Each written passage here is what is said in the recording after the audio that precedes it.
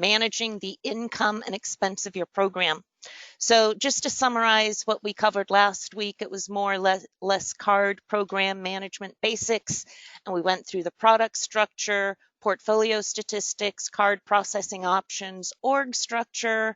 We touched on some growth strategies, marketing awareness, and went over some high-level statistics. Before we get underway today, I have a special announcement or special introduction I want to do. For many, many years, I have been asked if I do debit, and credit has kept me so busy over the years. But funny how life works out, because one of my good friends that actually worked with me back in at Baxter back in the 80s and 90s recently retired, and she's a little bored, and she has 15 years of debit and ATM card experience. So I'm going to bring Lori over, and I don't know if you guys can see her. Her name is Lori. She is on my website now, not ready to go quite live with the debit schools, debit webinars, and the debit analysis. We are currently working with 3 of my clients and coming up with a template. I will be working with Lori to make sure that it's in the format that my clients are accustomed to. And I've got over 800 credit unions that I've worked with. So probably January, we are going to launch debit. So you want to say hello? Hello, everyone. Nice to meet everyone. I'm excited to bring debit to with Undine, and appreciate Undine. Like she said, we're friends, and it's great to be back with her again. And what's going to be really good about this is, even way back when, Lori and I have very similar minds, very analytical. We are very, very much alike. Love, or I should say, love me or hate me. I normally get you the results that you want, and Lori will do the same. So she's going to just to sit on in this webinar for a little bit today, and we are going to get started. And Elliot's here too. Elliot, come say hello. Hi. He's our tech guy and is going to get everything, keep it all on track for us. So here we go. Oh, I don't want to start that. Sorry.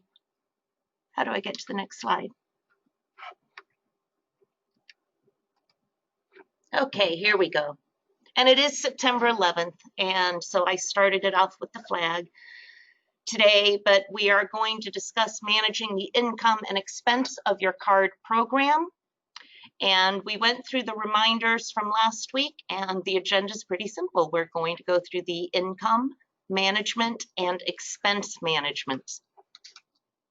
And again, if you have questions, type them into the box, and Elliot's going to keep an eye out for them. Some of the reminders from last week, and I cannot stress this enough, we don't want to focus on penetration anymore. We want to focus on what makes us money, not what costs us money, and balances make us money. And being credit unions, we are very loan driven, even though it is a payment product, and that's why our model, profitability model, is so different from the banks. So we want to focus on account balances as our main source of income, and set goals as a percentage of total loans. And ideally, when you're thinking how large can our credit card program be, 10% of your total loans should be a really, really good goal to go for. The national average is around 6.5% when I do the tracking on NCUA. So even though that's the average, that's not where you want to be. Focus on percentage of total loans, which is 10%. And some of the higher performing credit unions have up to 15%. When we look at your overall unsecured loan portfolio, it should be 25% of your total loans, and how you decide to divvy that up with overdraft protection or unsecured loans is up to you. Some credit unions will actually put it all in credit cards. Again, another reminder, and this is all part of it because this is going to be affecting your profitability and your expenses to your processor. Um, we need to manage your database because most credit unions, and I've been doing this for 17 years, whenever I first start an analysis, and it never fails, up to 40%, if not more, of the database is just gunked up accounts. They're frozen, they're blocked, lost, stolen. And when you keep those old accounts on the system, it gunks up everything. It'll gunk up if you do care about penetration, what your true penetration is. It's going to mess up your average credit line. It's going to mess up your average balance. So any analysis that anybody does is not going to be as accurate as it can be if your people or you guys on the phone are not managing the database. And this also applies to your debit program as well. Correct? Correct. Okay. Absolutely. Another reminder, and this is where we're going to dig in more today, is your income categories for the overall portfolio. We want 70% of your revenue coming from finance charge, 15% from interchange, and 15% from fees. Now, having said that, if you have a reward program, those allocations will be different. You may have 40% in interchange, 50% in finance charge, and 10% in fees. But know the program overall should come to these ratios pretty closely. This is another reminder from last week. Your annual net income, we want it to be 75, a minimum of 75 to $100. The credit unions that I work with that have strong programs and strong credit lines, strong balances, they tend to be over 200. I've seen some that are over $300 in annual net income, and that is after all expenses, all charge-offs. We want to calculate each program individually. And when we do this, it's going to provide marketing guidance by each program. I'm going to ask a question, and this is not a poll, but did everybody get the email I sent out? I think I sent it out yesterday or Monday with the data sheets. And I just want to make sure that all of you got it. If not, let me know. All right. So what I've done here is I have actually taken, and I'm hoping you can see this. This is a screenshot of the net income portion of one of my clients' spreadsheets. And the reason I'm putting this up here is so you can see for yourself what we're ultimately trying to do with these spreadsheets. And I want to focus over on the very far right-hand column first, and this would be as of year end. This credit union had $3.8 million in total income. That would be finance charge, interchange, and fees. And their expenses, which are going to be detailed later within this webinar, was $1.8 million. So they had an overall net income of $1.9 million. Now, what's interesting, on this yellow line, we can see which programs are profitable and which ones are not. For example, the business program here, well, let's back up. The overall portfolio is bringing in $112 in annual net income. Not too shabby, and that may be fine with the credit union. But when we look at the individual programs, we can see this first one, the Platinum No Rewards, is bringing in $130 in annual net income. The reward program, oh, what did I do? How do I go back? Hold on. The rewards program is bringing in 96, still above the 75, but not nearly as strong as the Platinum non-rewards. This credit union had a secondary no rewards program and a secondary reward program. Those ones are not doing well at all. The merger program, which is actually losing money, $125 per account annually, and then we've got the business that is just kicking you know what. Now, if you remember from last week, somebody had asked the question, you know, do we do the annual net income per total account, active account, what different ways? Well, because this particular credit union, their database was pretty messed up, I actually, over in the far column, it shows gross active and debit active to give the credit union an idea of what their overall profitability were to be if they clean up the database. So I'm hoping that makes sense. And when we get further in the webcast, we will actually go through and see what the actual income was, what makes up that 3.8 million, as well as the expense of the 1.8 million. You with me? Is anyone saying? Anybody saying? We've got some polls coming up. Okay, one of the big things I want to get across, and this is no offense to anybody in finance or CFOs or collections, but when I look at some card programs and I look at some of the fees and they do look like bank fees, or I look at the rates and, I hate when a credit union is charging a penalty rate. I've got one client who actually their highest rate is 24.99, and that's not what we do. And when I see programs like that, it just sends me a clear message, with all due respect. The credit unions don't know what they're doing, because they feel if the bank is charging it, well, we should charge it, or if the bank charges a cash advance fee, so are we. But one of the things I want everybody to think about, and this is my personal opinion, is don't just isolate data or analyze data. Don't analyze in isolation is what I'm trying to say. Because what happens, you've got collections who see delinquency go up, well, let's increase the late fee, or we need more non-interest income, well, let's increase the fees. And that's not the way to grow your program.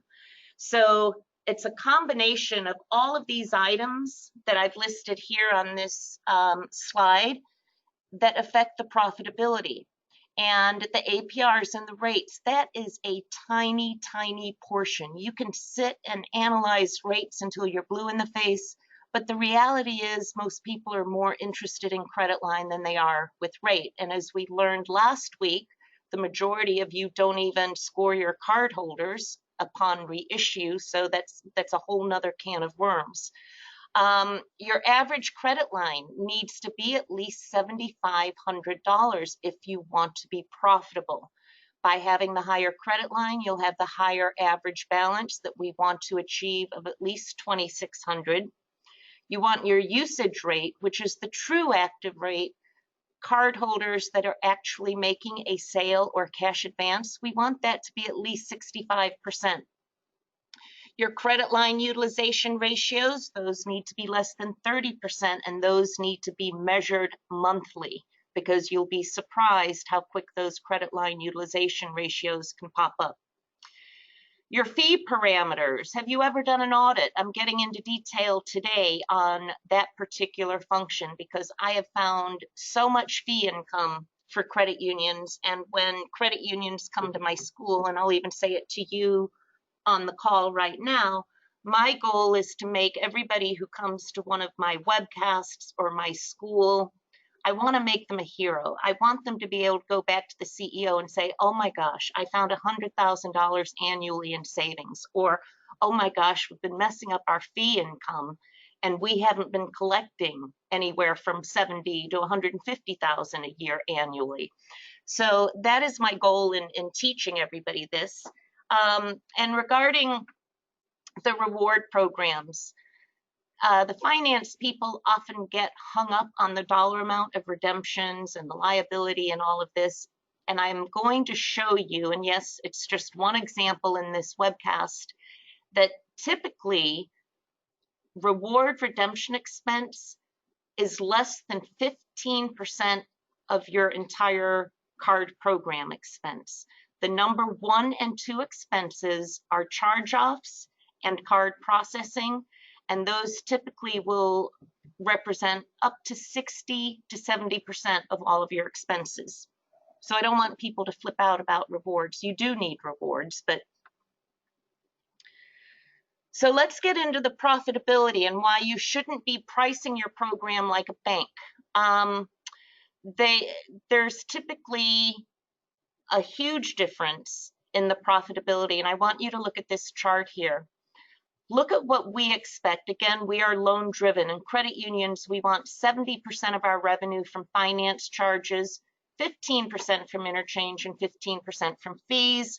Whereas banks, because they take higher risk, they grant higher credit lines, they have a higher tolerance for charge-offs, they only count on 30% of their revenue on a card program to come from finance charge.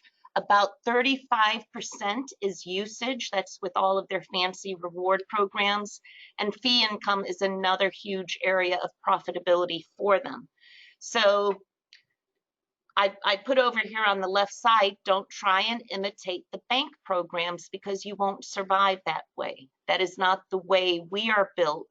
Again, we're loan driven.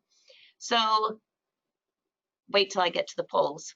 But no cash advance fees, no balance transfer fees, no cash advance APRs, no penalty rates. If you are charging any of those, you're doing it wrong. That's the bottom line.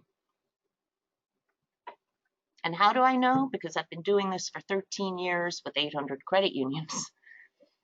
So let's focus on finance charge income and focus on our interest rates and building balances within the portfolio. Ultimately, interest rate is just one fact. Wait, before I go, does anybody have any questions before I go on? If you have a question, type it in the box, and I'm going to have a sip of water.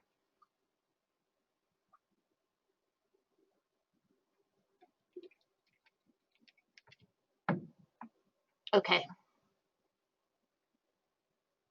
It's an active group. So ultimately, interest rate is just one factor in the success of any card program. Profitability is also affected by your tolerance for charge-offs, your appetite for risk, meaning credit line management, your program expenses, are they being managed, and your processor costs, and we're going into that detail later. Your fee income, are you auditing it? Are you checking it? Marketing expenses, does the left hand know what the right hand is doing? So you need an all-encompassing method for managing all of these factors. That's where that spreadsheet comes in that I sent to everybody. So the importance of the rate offerings. Are your APR rates non-variable, meaning fixed? I'm just going to say fixed, or variable. My suggestion is to offer both. And I touched on this last week, but with the CARD Act, the industry was panic-stricken with the recession. Everybody get their knickers in a knot, and the majority of credit unions went to variable rates. As I explained last week, the credit union industry was already in compliance with the CARD Act for the most part. And so why did we all go to variable rates? Because I think a lot of people just really didn't understand the impact. But think about it. If you're trying to build balances, what's going to get people to bring balances over? And I'll speak for myself, and I'll speak for people who have been at my sessions. Not a whole lot of people are crazy about variable rates because they can change. And so if you do a fixed rate program and you start scoring card holders at reissue like we spoke, you can manage the risk that way. But you still do have to comply with the CARD Act about when you actually, if you do make somebody's rate higher, that you keep the old rate at the old balance at the previous rate. What's interesting, I would say 5 years ago, I would do this poll in my on-site classes, and I'd say, how many of the credit unions in this group, and we only take 30 at each session, but how many offer a fixed rate? No one. And guess what? At my most recent session just 2 weeks ago in DC, almost all credit unions offered a combination of both. Bottom line is, put the fixed rate on the program where you want to build your balances and put the variable rate on the reward program because those are the card holders that are more interested in points. And yes, most of them do tend to pay off. They do carry balances, but the majority of the card holders like to pay off.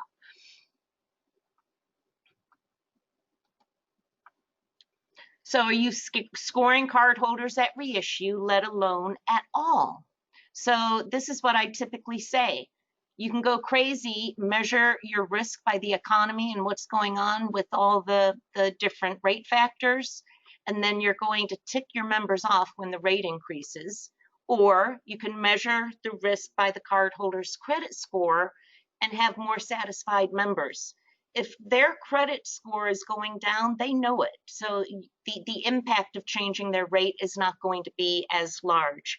So again, if you haven't scored your card holders in the past 5 years at least once, you have no business saying that you are risk-based pricing your portfolio, because you are not scoring them on a regular basis. Elliot, are you able to see if questions come in? I'm checking. Oh, okay. Nothing yet. So the keys to building balances, again, we're back to the income, managing your income, is you want to offer a fixed, non-variable option for a balance-driven card. You want a program that is just there to grow balances. You want to ensure that the credit line utilization ratio for the non-rewards program is less than 30%. And these are my rules about balance transfer campaigns. Never, ever, ever make a balance transfer campaign ongoing. And one of the things that I spoke with a client last week about, they haven't seen any growth all year. And sure enough, they have on their website, you know, all new cardholders will give you 3.99%. They haven't seen any growth. They've gotten new cardholders. And what happens last week when I talked about the cardholder activity and payments exceeding sales, and that we need that first quarter of every year for balance transfers so that we can offset all of the payments that have been coming in after the holidays. That is the one and only time you should be doing balance transfer promos. And you make it a very limited time offer. Either sign up or transfer your balances by February 28th or March 31st, and we will give you a rate of XYZ until December 31st of that current year. So let's say we're going into 2020. Then what happens in January 2021 is you start it all over again, because that is where you're going to get the majority or hang on to what you had from the previous quarter, being the holidays, back to school, and you want to hang on to those balances. And don't ever offer a 0% balance transfer. Our model does not support that because we need balances and we need finance charge income. Most credit unions have tried to offset this by charging a cash advance or balance transfer fee. All that 0% balance transfer offer is going to get you is those people, I think they call them, no, they're not point churners, but they're the bouncers. They just go from one 0% to another. And with several of my clients who have tried this in the past, they look at it and yes, you're going to see a huge increase. But guess what? When the rate's over, not only do those balances go away, but your overall net income per account is going to drop dramatically. So you just want to be careful. I am not a fan of those at all. Okay, so that previous spreadsheet that I showed you a few slides ago, on the sheets that I sent you this week, you're going to have this section where it has listed in column B. If I use the mouse, can they see that, Elliot? Yes. Okay. So here you've got finance charge income, interchange, and total fee income. And you see these ratios next to each program. So you can see overall, darn it, and it's cut off. But for the overall portfolio, I can't figure those calculations out in my head. But you are able to see, for example, let's look at this non-reward program right here in column I. 77% of their revenues coming from finance charge, 23% is coming from revenue, 1% is coming from fees. Over on the first program, 81% is coming from finance charge, 18% coming from interchange, 1% from fees. And then you can see the finance charge income per account. And the overall portfolio is at 168, but there's quite a variance between each program.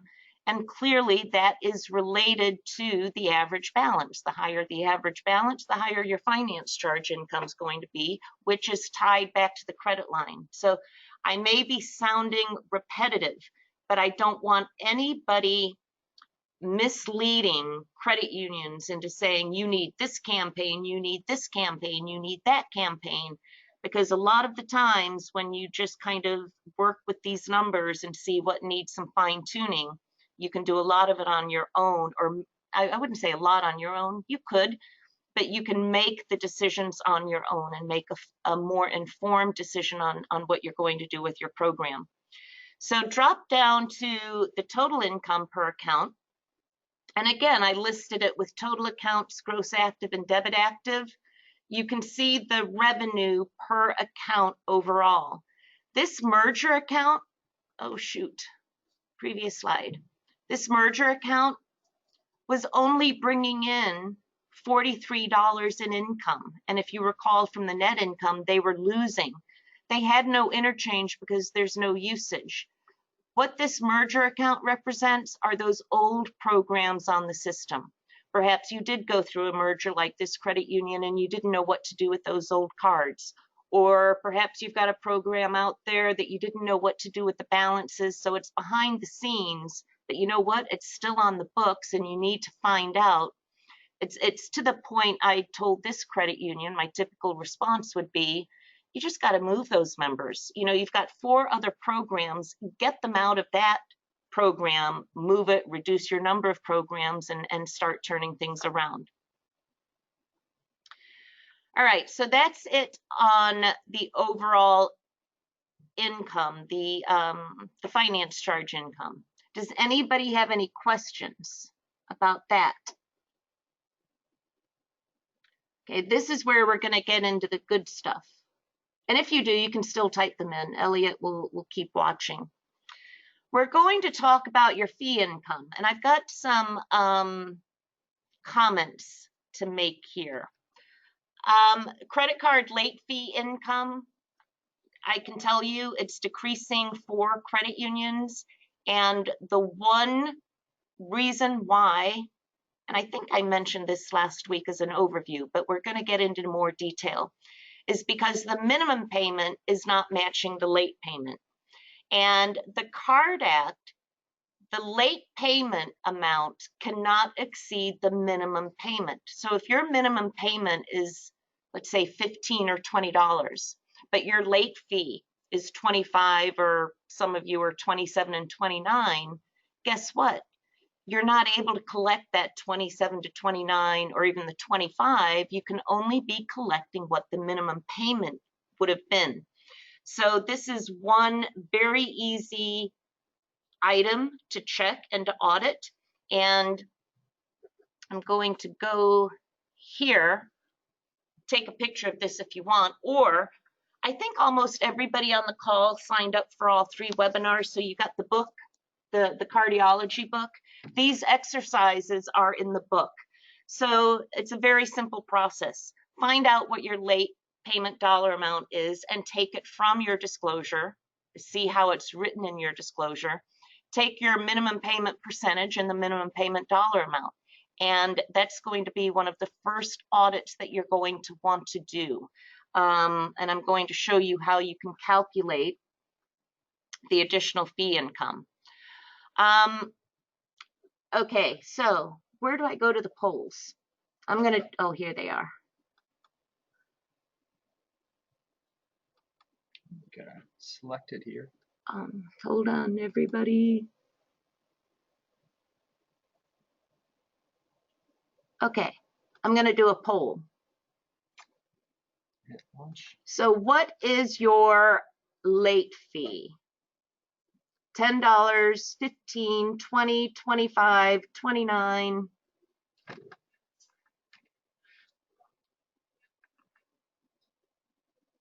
Oh, good. Okay. Those of you that are at 29, I'm going to have some words with you. 25, good. 38% are at 25. The $10, yeah, we're going to have some issues there as well. All right. So, and 15. So we've got a little bit of everything. The 10, 15, 20, 25, and 30. Okay, so I'm going to close this one. Going to do another poll. What is your grace period on late fees? Oh, I got to launch it. Sorry. 0 days, do you assess it at 0, 10, 5 days? I like the 5 days, but more of you are charging at 10 days. We've got some at 15. Don't be afraid if you're at 30, because I've had people at my school who are at 30. And just to be clear, this is the number of days before you assess the late fee.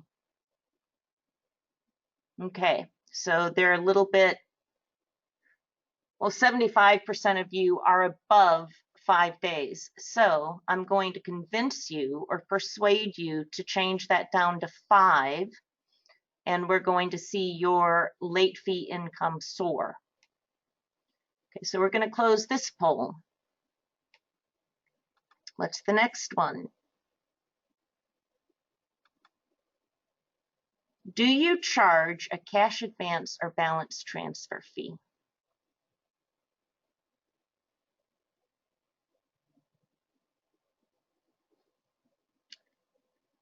Oh no. Okay.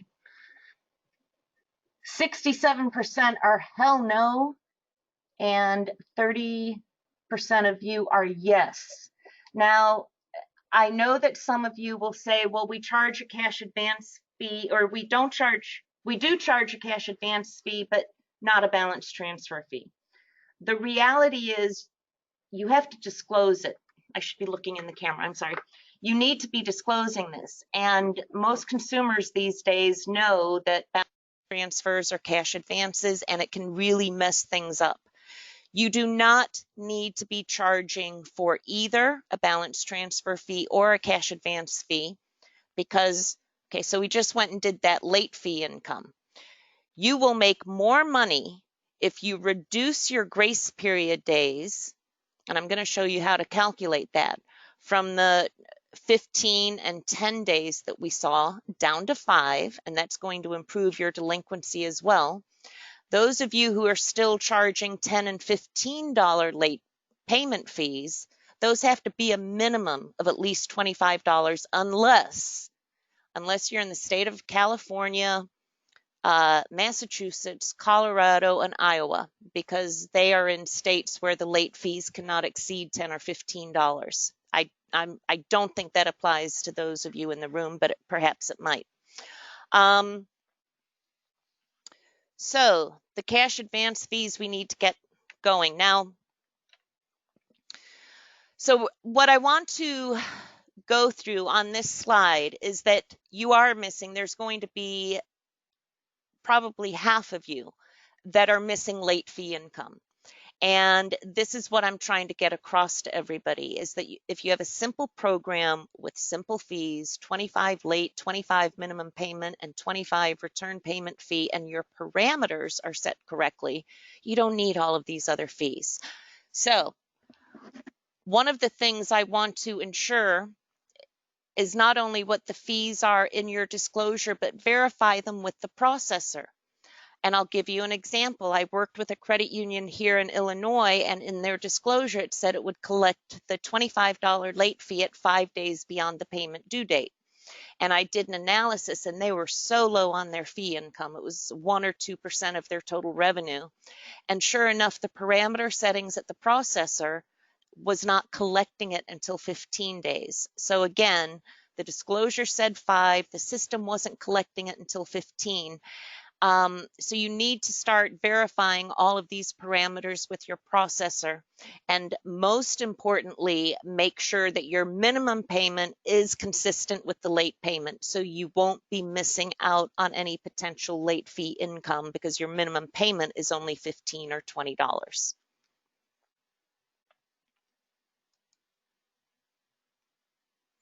So this is actually one of my clients, and it is out of my book that I think, like I said, all of you have a copy of this. But go to the very far right-hand column. I took the month of December for this credit union, and their reports from the processor said they had 852 late charges, but the late fees collected for that month were only $2,045. Something seemed a little off, so I calculated the averages, and the average late fee was $2.37. Well, their disclosure said it was 25. And this is no joke. This credit union should have been collecting $21,550 for 1 month.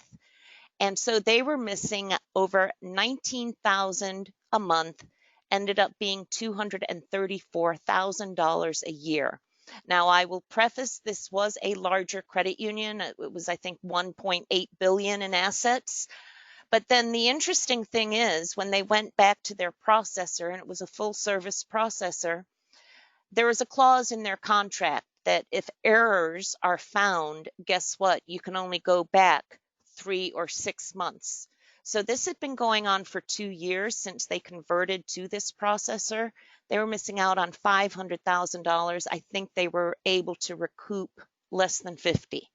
But these are the things that everybody ought to be checking. The grace, is that the same slide? That is a duplicate slide. I apologize. So, okay, some of you now were collecting your late fee at 10 days. This is an example of, again, one of my clients, and they had 427 total accounts that were greater than 5 days delinquent. They were assessing, and they only charged $20. They were assessing it at 10 days beyond the payment due date. So they were able to collect $41,205.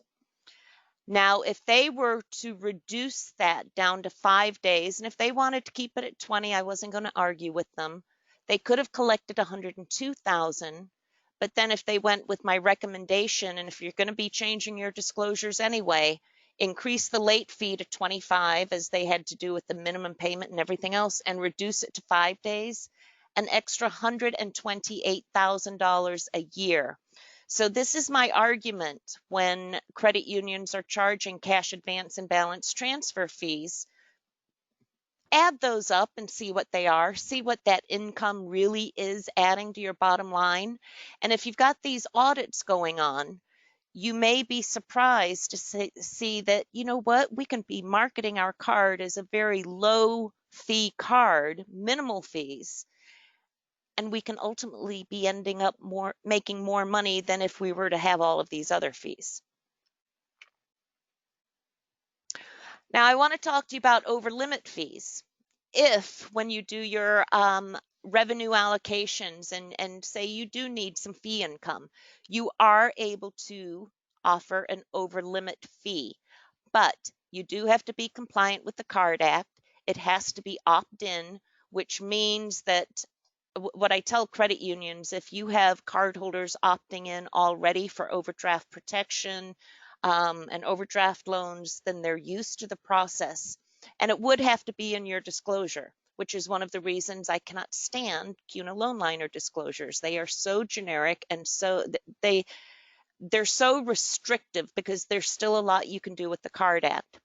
But again, that's getting off topic. Go in your book and look at under the disclosure section, and you'll see everything about the best disclosures out there.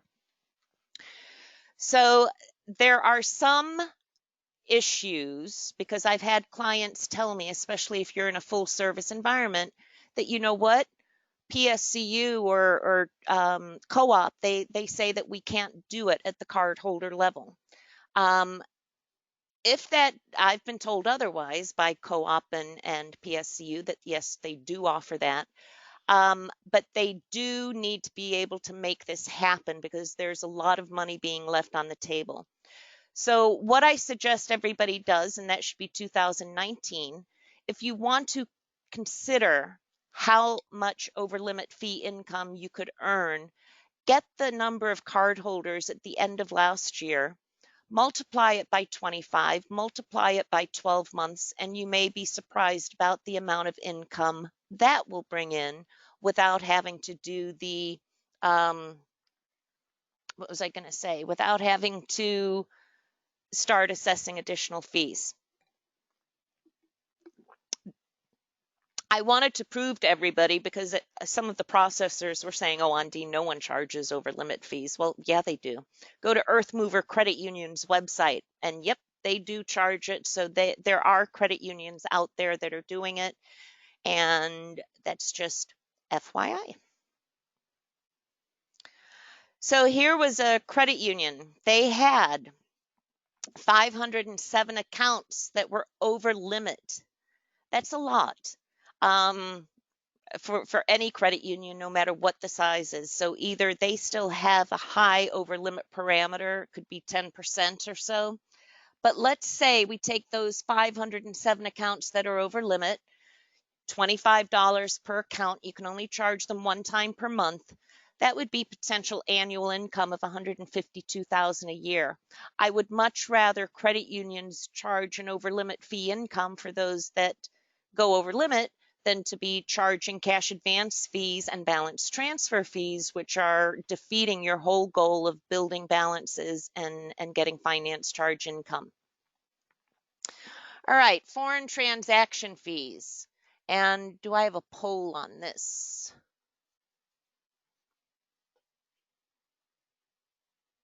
I want to ask you this.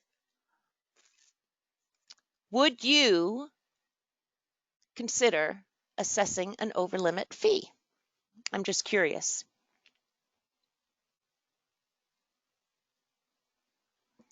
Never and yes. Okay, fair enough. Fair enough, fair enough. 70% yes, 30% never. Okay, there was one other poll I had in here. I just lost it. Let Elliot find it. But the foreign transaction fees, you better not be marking them up from a standard 0.8 to 1%. I have seen some credit unions actually mark them up to 3%. That's what the banks do.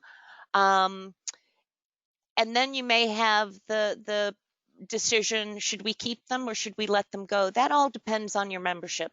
I know, for example, military credit unions, and there's a lot of international travel, they actually do wipe those out. One of my clients in Washington, D.C. has an international membership, so they wipe them out. So that's just, again, measure how much it is bringing in, and can you afford to lose that income, or can you replace it with perhaps the over limit fees?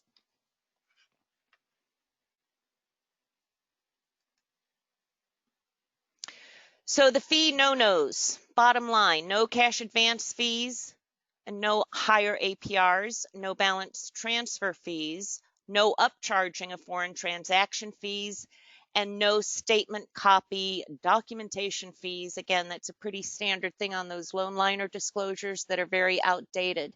So I've got this one last one, and don't be ashamed if you do this. This just kind of helps me. But do you charge a penalty rate or a higher cash advance rate? Heck yeah. No.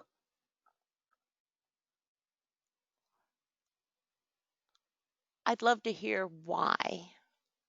if anybody's brave enough to say why you are charging a higher rate for cash advances or a penalty rate, I'd like to hear why. And I'll tell you why I think they're a bad idea. Cash advances, again, you want balances, and cash advances start earning interest from the day they're posted, unlike purchases, so they are already more profitable. The penalty rate, if you up somebody's rate to 18% and they end up going bankrupt, do you think they're really going to reaffirm with you? I don't think so. You're not helping the situation by charging a penalty rate. And it's making your program look very bank-like and not so credit union friendly.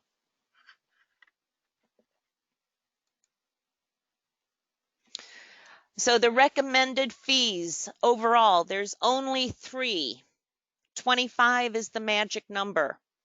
Late payment, 5 days and less. The minimum payment, which really isn't a fee, but I'm trying to get the point across, make that 25.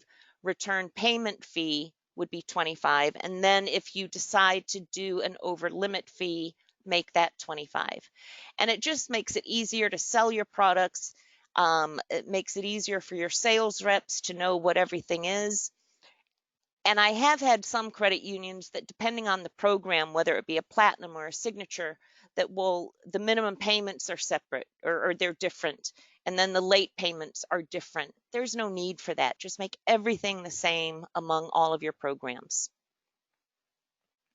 So now we're going to focus on interchange income, and that should be 15% of your revenue. And we want to make sure you're receiving everything you should be with that. So goes back to the brand affiliation and determine your issuer classification with MasterCard and Visa. And hold on, I have a poll. This is the last one. Have you contacted Visa or MasterCard since last week? Ooh, someone has.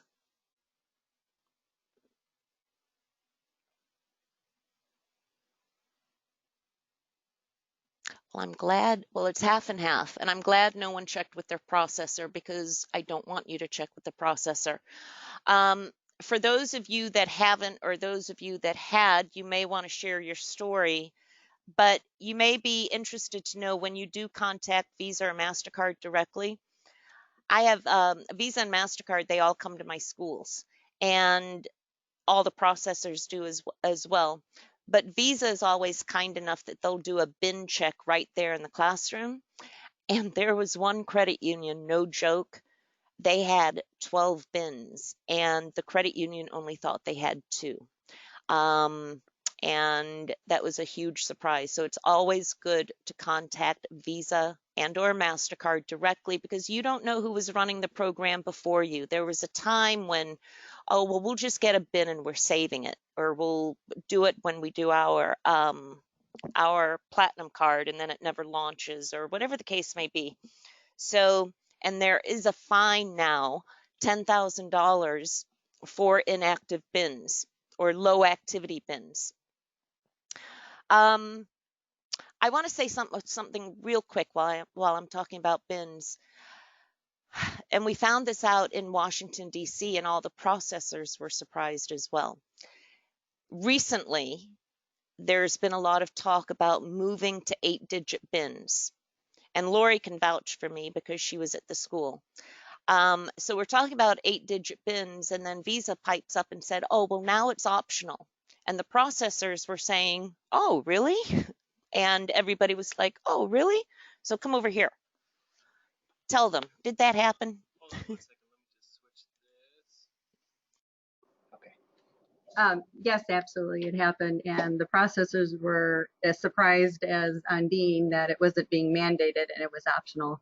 So they definitely all went back and are looking at that again. Yeah, and it's unfortunate because some of these processors have put a lot of work into this 8-digit bin already, so, or the planning of that.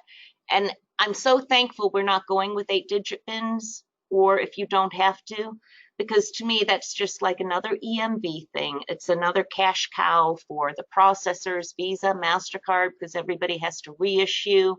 It's a blessing that it is now optional. So for those of you who have not called Visa or MasterCard, find out if you're a principal versus an associate or affiliate, who owns your BIN, obtain a copy of your credit union's licensing agreement, and find out if you have a brand agreement. There is no right answer or wrong answer to any of this, but what's important and what I want to get across is make sure that you are aware of all of your options, because quite often the processors way back when may have put you in a classification or a program because they were pushing you a certain way.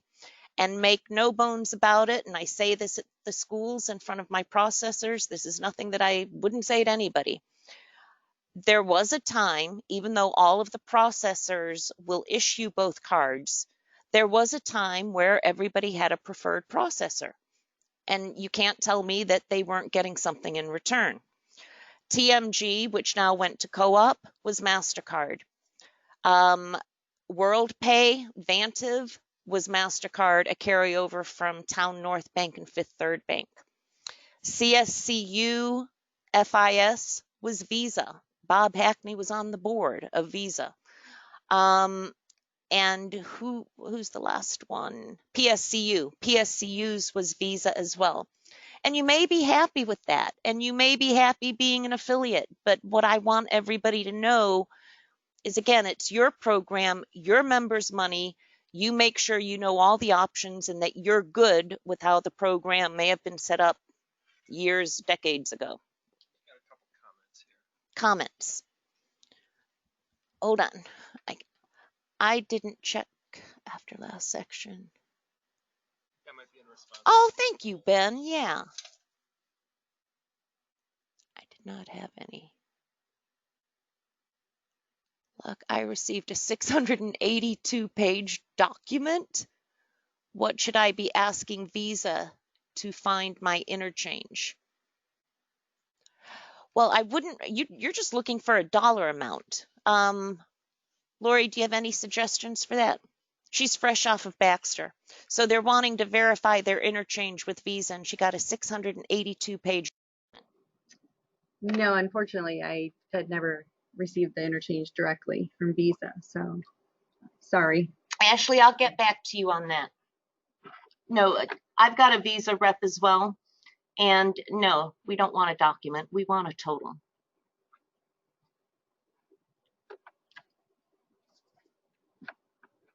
All right, let's go on here.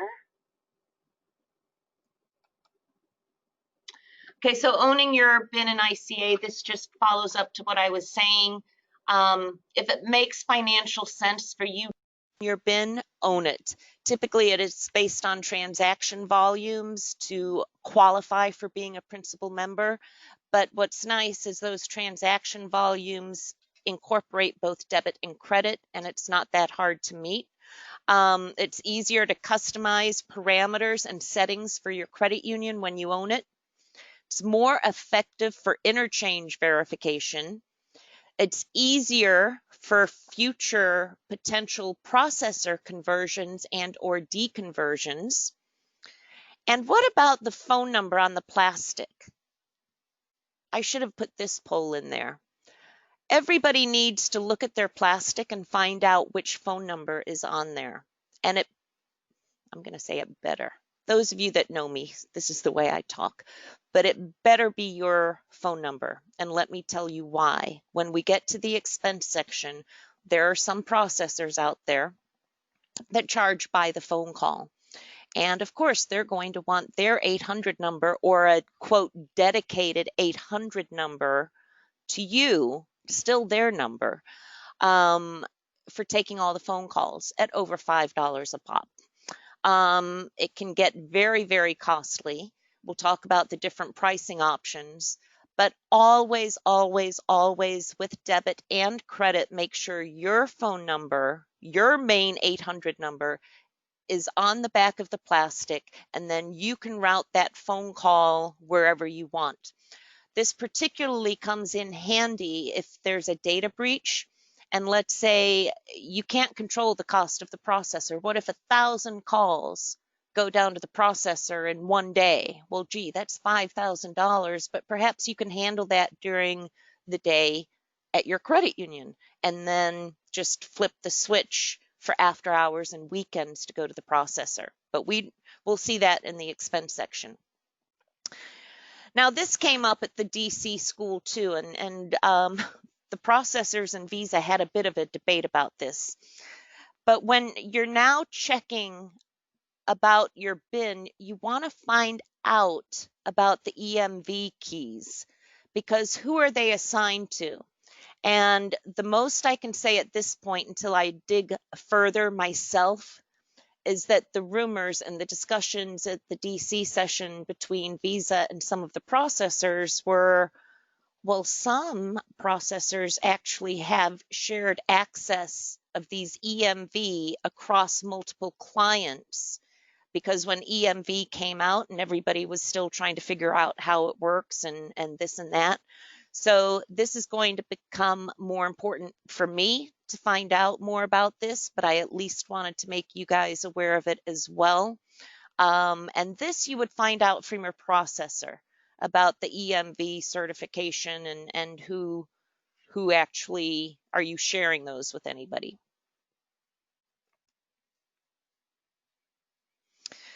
Your settlement options. We all take for granted that the processor has to do our settlement. They do not.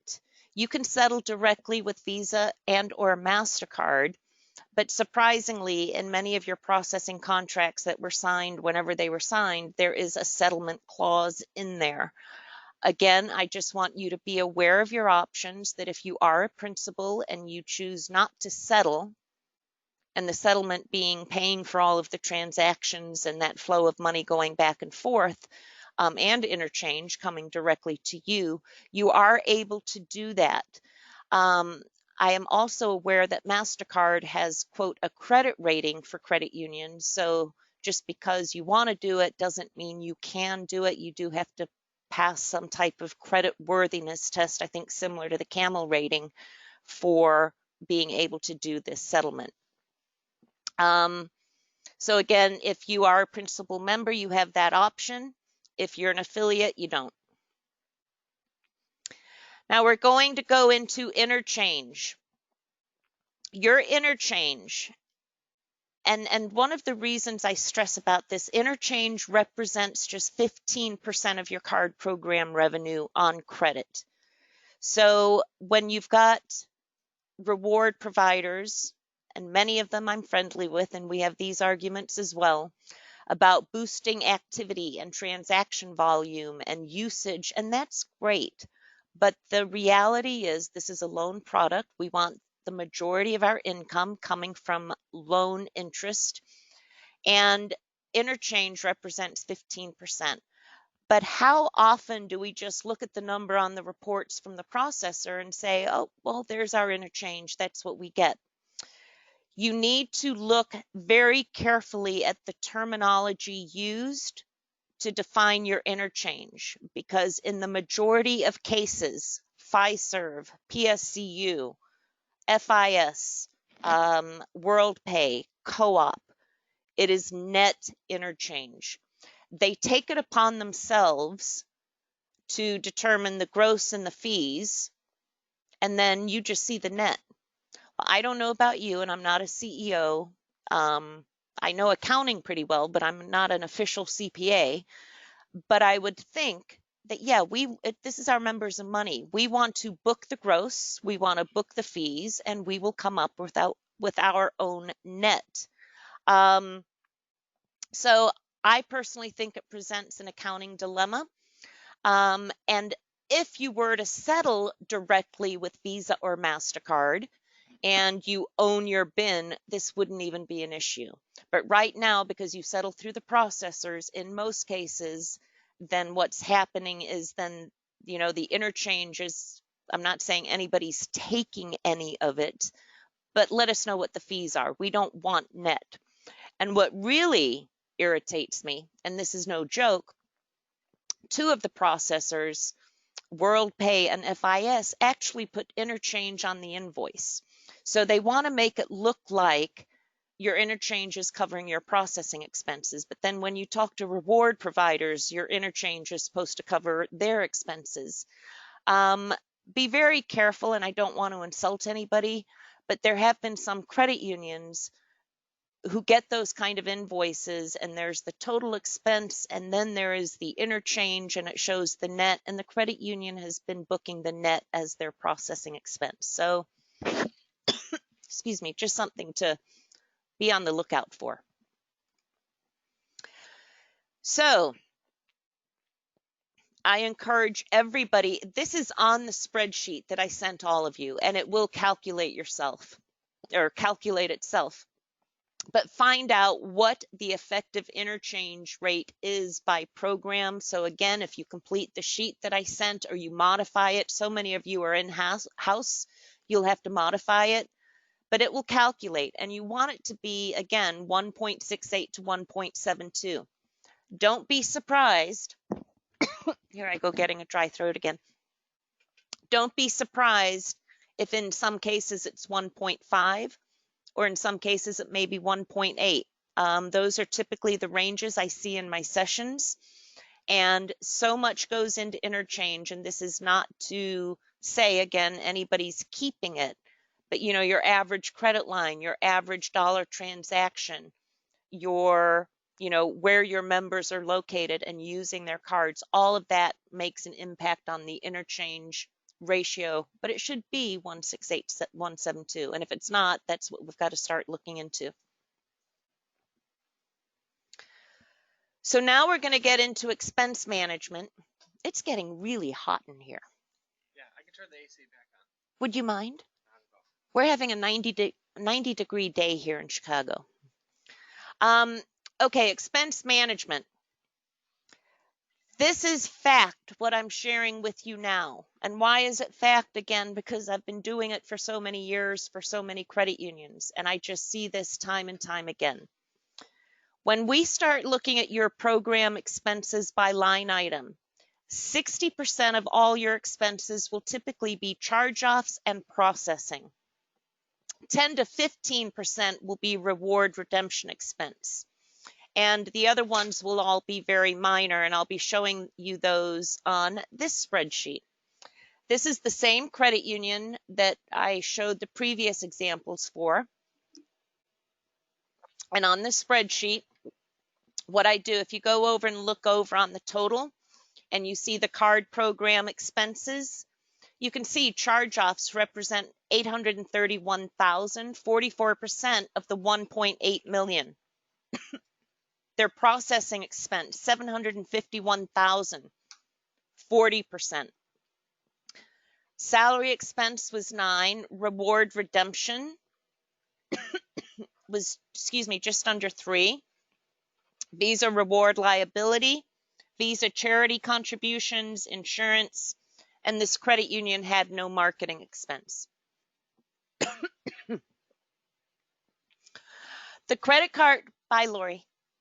She's got to go. She's got a long drive.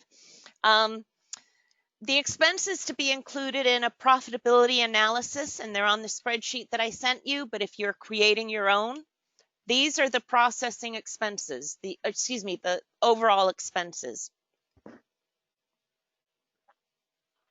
You've got the processor expense, your pass-through fees from Visa, MasterCard, cost of funds, your plastic insurance, your gross charge-offs, your marketing expense if it is not included in the processor invoice. Those of you that do the portfolio advisory campaigns and things like that, you may want to extract that and make a separate line item. Your plastic inventory expense, credit card salary, and reward redemption.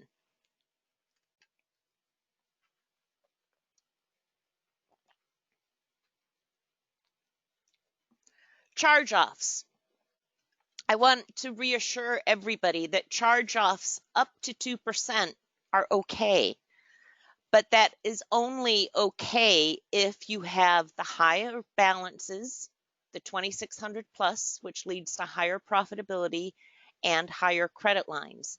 It's not okay if your charge-offs are 2% and your average line is less than $5,000 and your average balance is less than $1,600. And again, if your annual net income after charge-offs is still greater than 75, you're still making money on the program. Just don't want people to be afraid of that. Now, your processing expense per account on file with your card processor. If you are in a full service environment, Co-op full service, WorldPay, Fiserv, FIS full service, PSCU, it should be $30 to $35 per account per year for an average credit union. If you are a larger credit union, $1 billion and above, you would expect it to be closer in the 25 to 30. And if you're even larger than that, it should be probably less than 20. If your pass-through, your processing expense, and now I'm just talking about your processor invoice, your Jack Henry invoice or your Visa DPS invoice, that should be less than $10 a year, but that's really just for authorizations and transaction posting. That does not include plastic, postage, statements, embossing, cardholder servicing, chargebacks. So all of those other items need to also be accounted for.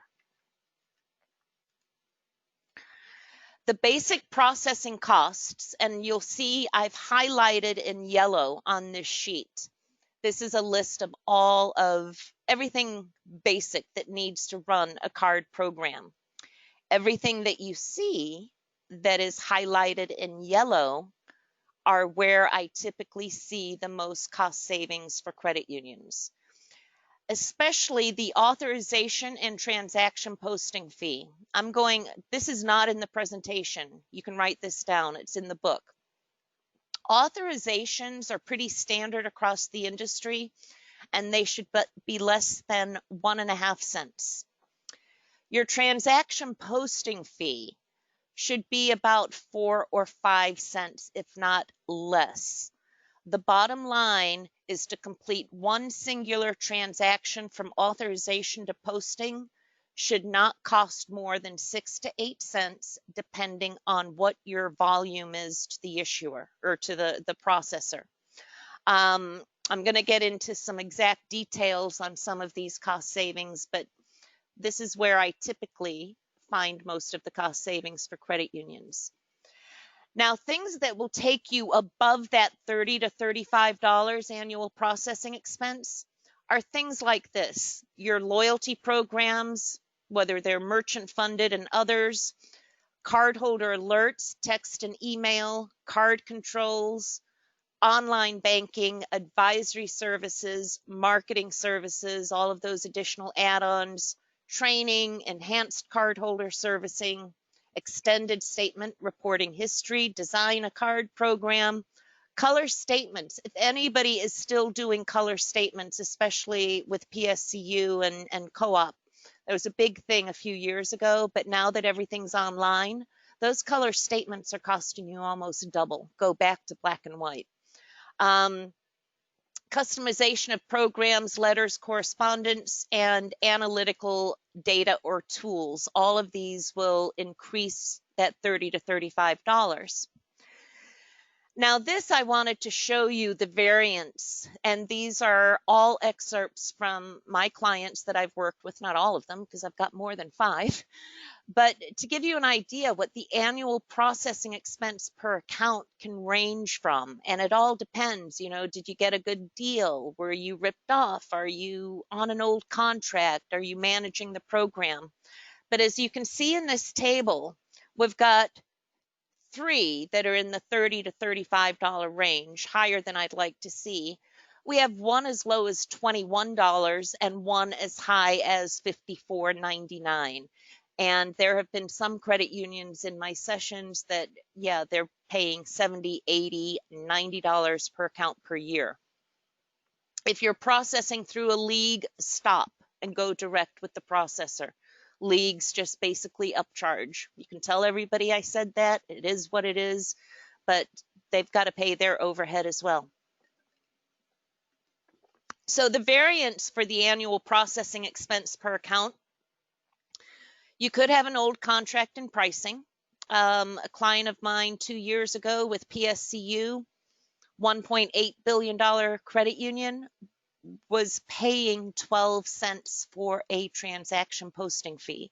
Remember, I told you that should be 4 to 6, and especially the volume of this credit union, it should have been more 2 to 3. They were on an auto renew contract from the 90s, and they just never updated it. Auto renewed, never updated the pricing. Does your program have rewards that will increase the 30 to 35? Are you a principal member of Visa or MasterCard? That can increase some of your costs. Is the database management of your accounts being handled? Are internal departments communicating with each other as to add-on services? And I'm not joking. A couple of months ago, I was analyzing an invoice. One credit union had 29 statement messages that they were being billed for. Marketing was putting on their statement messages, card services was doing, and then there was a credit line increase and just charges out the wazoo for statement messages. Do you have, and this is so common, the old legacy behind the scene programs residing on the system, like on that spreadsheet where we saw the merger program and it was losing money, and you just think it's behind the scenes. Well, it's behind the scenes, but it's costing you money. And that's where you've just got to make a decision to, move those card holders. So this is the exercise that everybody needs to do. And accounting should have this number, but you want to find out for 2018 what your total processor expense was. With PSCU, WorldPay, Fiserv, find out what you paid them, but be careful. You want to make sure accounting is booking it the right way. PSCU has everything in their invoices. They have debit, ATM, mobile banking, and so it's hard to extract. I was told there are some reports online that you're able just to get the debit expenses or just the credit. So just be sure that whatever's being booked, even though it's on one invoice, that it is being accounted for between debit processing and credit if you're using the same processor for both, and ATM as well. So you also want to get the Visa and MasterCard expense if it is not included on the processor invoice. If you are a principal member, you'll be getting a separate Visa invoice, and you want to include that in this calculation. If you are an affiliate, you will see, or if depending on what your contract is, you may be principal, but you still may see the Visa, MasterCard fees come through on your processor invoice. You just want to make sure those are included. You divide it by the number of accounts on file, and then you're going to get to your annual processing expense per account. So that's going to be your starting point. Are we comfortable? And even if you're within the range, which I don't think many of you will be, but if you are within the range, I still encourage you to do some of the next steps I'm going to recommend here. And you know what I would do? You'd get your invoice from your processor, go into a conference room, shut the door, get a highlighter, open an Excel spreadsheet, and you just have to start going at it. And I learned, because I do analyze as part of my work, I analyze invoices for my deliverable to the credit union. And I got tired of flipping through all the pages and everything. So I started spreadsheeting my invoices, and it's not that bad. It doesn't take as long as you think it does. Nice thing about a lot of the invoices is the categories are there for you. But I'm going to show you here. This is a sample of an invoice that I took all of the categories, and I used this to identify where can I save some money for this credit union. And so I took the December invoice, put in the total dollar amount. So you can see it was $54,000 for 1 month. And then over here on the far right-hand column, it's 30% of all. And gee, what was the largest expense? Posting and transaction fees. So I know right there, that's going to be my first area to go to. Statement inserts messages, marketing services. So I'm able to kind of go through here. I was not worried about authorizations because it was a minimal amount. But here, if you look at the authorizations at 1900 compared to the transaction posting fee of 16,000, there was a big problem there. So this credit union overall, if you look at the bottom, they were only paying $21.93. But you know what? That's still not good enough because I knew that they were still charging too much for posting and transaction fees. So don't get complacent in saying, oh, we're paying fine, because I'll tell you, you will be able to find some savings. So it's just a matter of you spreadsheet, you identify, and then you start going through the invoice and having those discussions with your processor. This is another spreadsheet, and this is where, what was this one? Yeah, they had the total page, and they broke it down. I think this was a WorldPay invoice. They have credit card services, miscellaneous fees, value added. Their value added was 39% of the invoice. And we're going to find out, yeah, that's mostly the reward program. But then we're able to break it down to say, hey, rewards is 31% of their monthly processing versus the 13% for regular processing. They have this thing called statementing. I didn't know that was a word, and I don't think PowerPoint thinks it's a word either. But anyway, the same type of process, put it on a spreadsheet, and to have your entire invoice on one sheet is great. But this credit union, and it did include rewards, so you've got to kind of look at it, is it worth it, or break rewards out of it, but their annual processing expense per account was $54.99. This is an FIS invoice.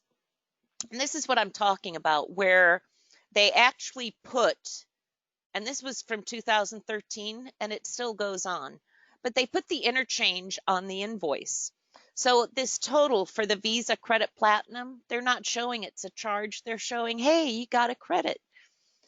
Well, your Visa Credit Classic program cost you, and your Visa Credit Gold only cost you $93. But you know what? These other programs aren't costing you a thing. You're getting a credit.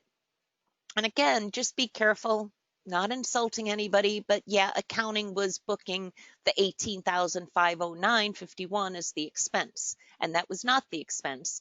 The expense down here was $26,669.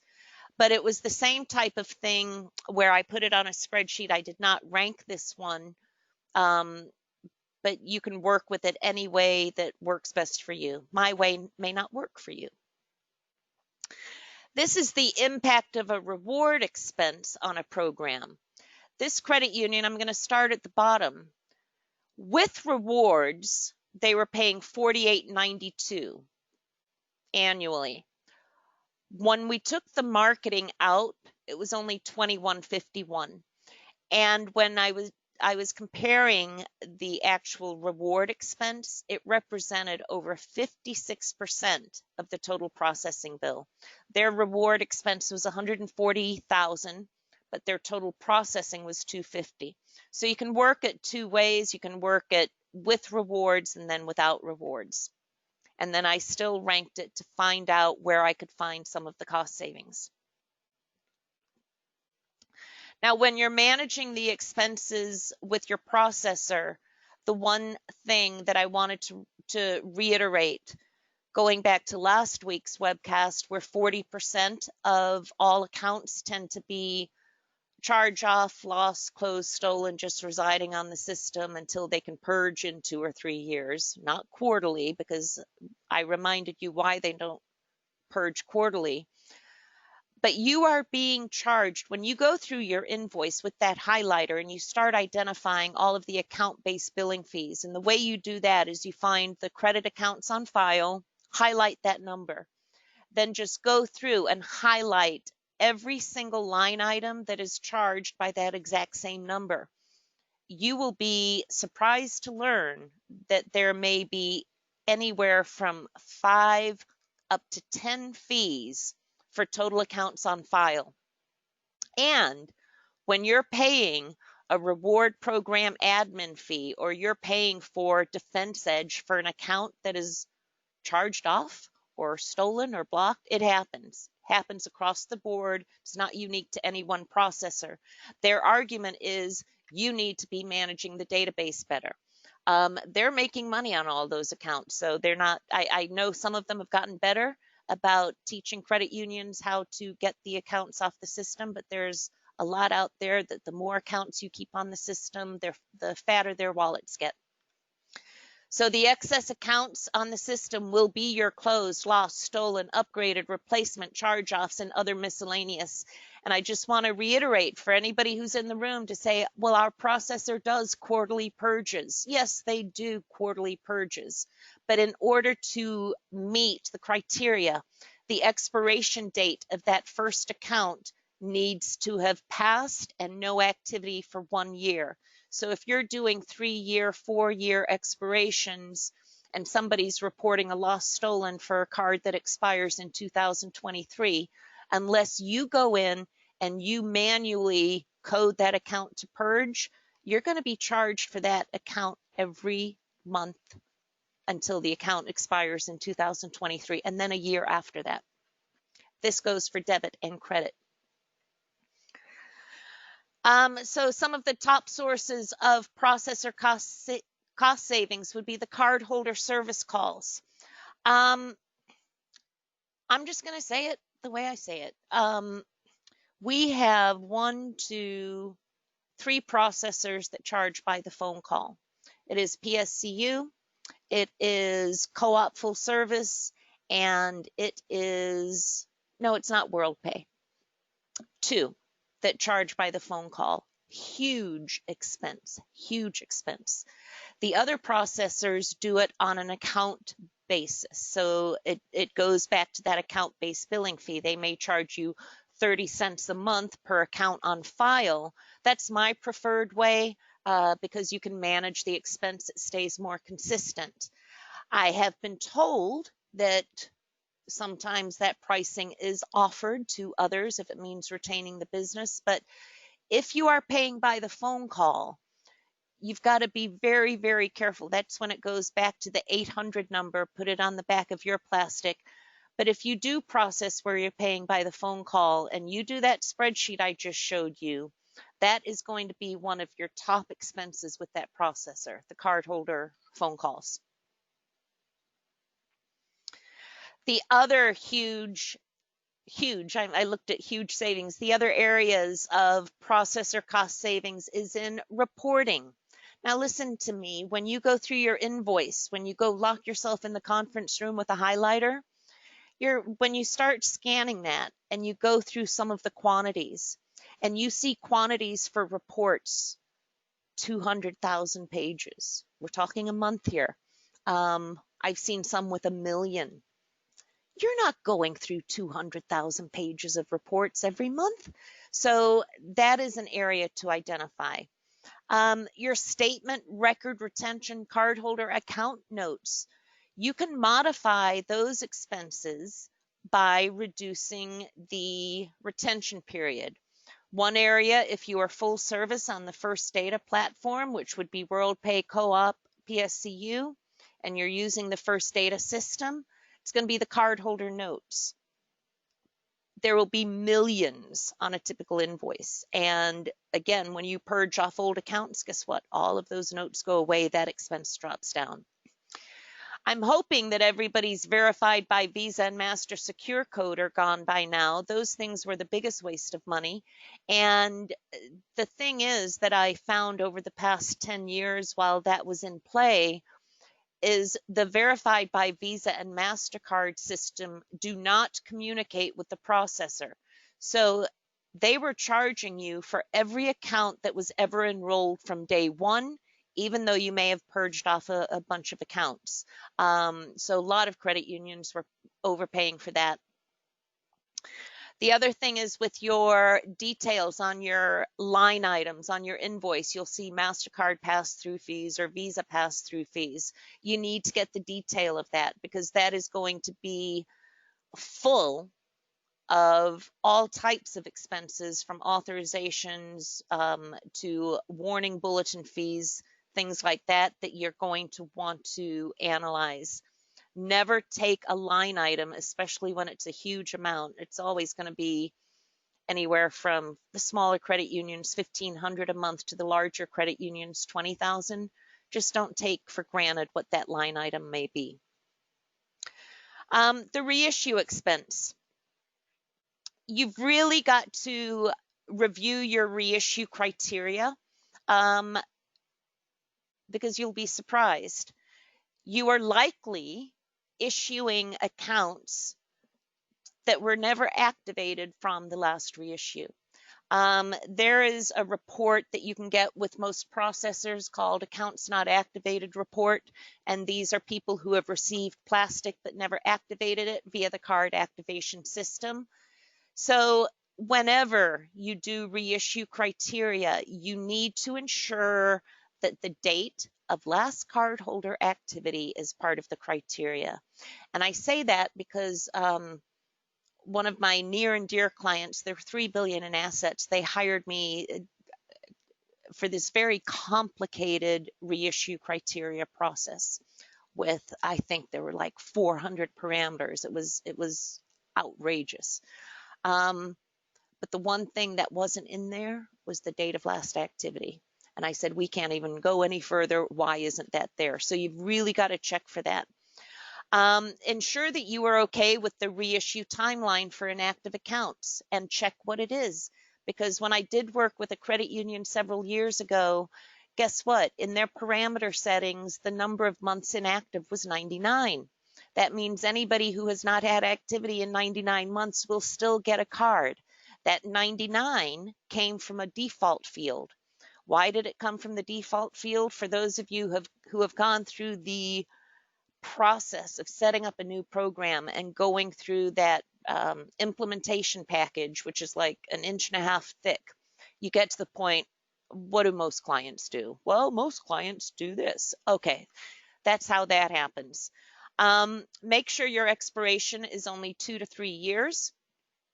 2 years for the higher risk cardholders and 3 years for the regular standard.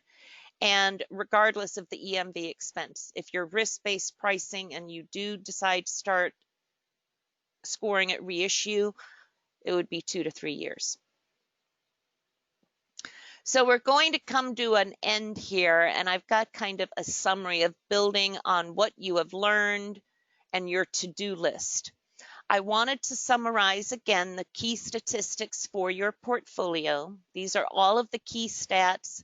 They are all outlined in the spreadsheets that I sent to you. And this is just something that's universal.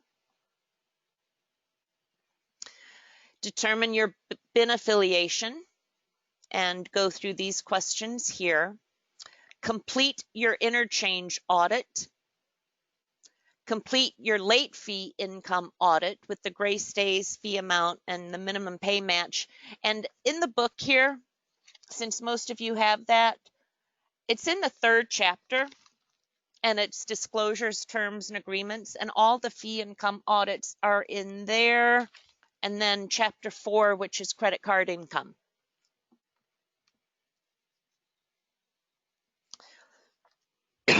Your processing expense.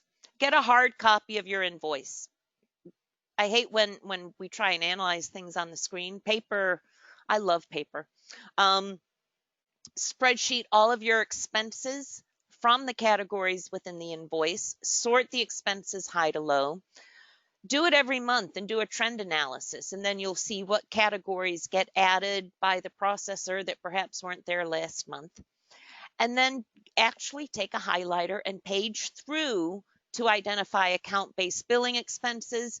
And the way I do it, I look for any high dollar amounts or high volumes. That is always a flag to me that something is not right. So with that, we come to the end of another webinar. Were there any questions? Number on card. Hold on. If I'm off camera so I can read the questions, they're about this big. These were all. What should I be? Oh, we addressed that with Ashley. Yeah, Ashley, I'm going to have to get back to you. You shouldn't be getting a 682-page document. My visa rep that comes to my school, her name is Melissa Oxendine, and I will email her. If you would do me a favor, Ashley, and email me that question, is there a way you can cut and paste it so then I can forward it on to Melissa and help you out there? Um, Having your number on the card also prevents having to reissue. That's a good point, Tracy. Yes, Tracy made a statement. When you have your phone number on the plastic, it also helps with the potential of not having to reissue, providing those EMV keys that everybody, I think, it got kind of hairy in DC last week when the processors were going at it with Visa and MasterCard, but I'm still investigating that. But if you don't have any additional questions, I've got our last one, our last webinar next week is on rewards. I'm going to have Sarah Cole from Razor with me. She's not selling. I don't let anybody sell at my school. She's here to educate, and people have to pass strict rules to be able to sponsor at my schools or be at my schools. And I have kicked people out before and allowed them not to sponsor, but she's truly going to be here for education. And then I've got these schools coming up. The following week, I'm doing a school at Hawaii, USA. And then my last one is Palm Springs. The next 2020 schedule is coming out shortly, but you guys know where to reach me. I want to thank you again. I hope it's been helpful. And I'll talk to you next week. Bye.